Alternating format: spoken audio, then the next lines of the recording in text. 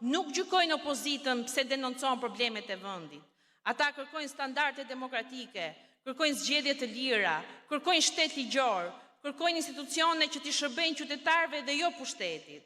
Rezolutat e miratuara nga organizatat më të rëndësishme të qendrës së djathtë europiane, si dhe OSBE, SBA, kanë ngritur shqetësime serioze për gjendjen e demokracisë në Shqipëri, për ndikrimin e krimit të organizuar, për kapjen e institucioneve dhe për deformimin e garës politike. Kjo është një fitore politike e Partisë Demokratike, sepse ne nuk fituam vetëm betejën për mbijetesë, ne fituam betejën për të vërtetën. Dhe sot, në një Shqipëri të paralizuar nga korrupsioni dhe të marrë peng nga një organizat në pushtet, propaganda vazhdon t'i bëjë gjyqin opozitës. Na pyesin ne pse nuk fitojmë kundër bandave. Na pyesin ne pse nuk fitojmë kundër makinerisë shtetërore. Na pyesin pse programi nuk e mund thesin e miellit.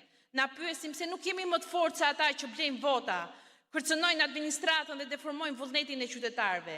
Ndërsa raportet ndërkombëtare flasin për standarde të cënuara zgjedhore, propaganda kërkon farsën të zgjedhjet e Partisë Demokratike. Por askush nuk na tha kurrë se kjo betejë do ishte e lehtë. Të dashur demokrat, sot askush më mirë se Partia Demokratike nuk mund t'i jap shpresë Shqipërisë, sepse vendi sot drejtohet nga një njeri që mes ballukut dhe Shqipërisë zgjedh ballukun, mes integrimit evropian dhe narkoregjimit zgjedh narkoregjimin, mes shtetit ligjor dhe pushtetit personal zgjedh pushtetin personal. Është një kryeministër që vjet Shqipërinë për të blerë zgjedhjet dhe blen zgjedhjet për të vazhduar të vjetë Shqipërinë. Prandaj, sot beteja jonë nuk është vetëm një betejë për pushtet, është një betejë për të rikthyer normalitetin demokratik, është një betejë për të kthyer shqiptarëve besimin se ky vend mund të qeverisë ndryshe. Dhe sot, mes nesh dhe atyre që kanë marrë peng Shqipërinë, ekziston një dallim i madh. Ata janë në aleancë me krimin, ndërsa ne jemi në aleancë me qytetarët, me Shqipërinë, me demokratët dhe shqiptarët.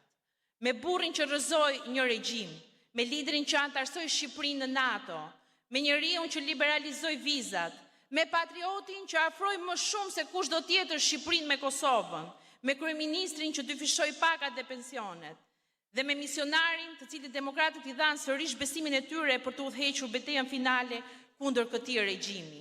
Sot u themi shqiptarëve se nuk janë të dënuar të zgjedhin përjetësisht mes korrupsionit dhe dorëzimit. Tu themi se politika nuk është patronazhim, nuk është blerja e votës, nuk është pazar me krimin. Politika nuk është propagandë që mundohet të zëvendësojë realitetin. Politika është shërbim, është përgjegjësi, politika është besim.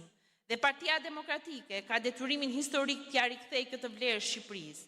Tu themi se Partia Demokratike që rrëzoi regjimin e etërve, do të rrëzojë edhe regjimin e bijve të tyre. Le të jetë riportëritja jonë edhe riportëritja e Shqipërisë. Faleminderit.